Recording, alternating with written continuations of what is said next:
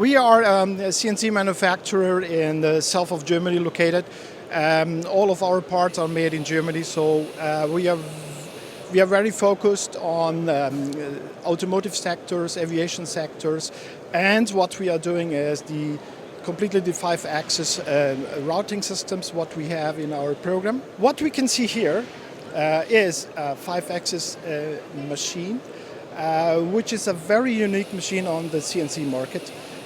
In terms of performance, in terms of putting a huge part on it, which is not really huge, but it's 1 meter by 800 millimeters, 400 millimeters Z, and the ratio of the footprint of the machine is dedicated really to a performance machining on it. So you're able to move the machine very quickly to different places.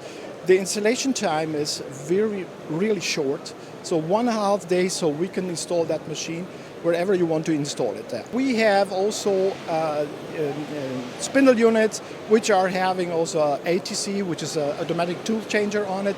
In that case we have 12 tools. Also we are able to have a spindle which is a double end spindle, which is more faster, just not changing the tools on it. And what is also very important on that the enclosure is completely closed, let's say.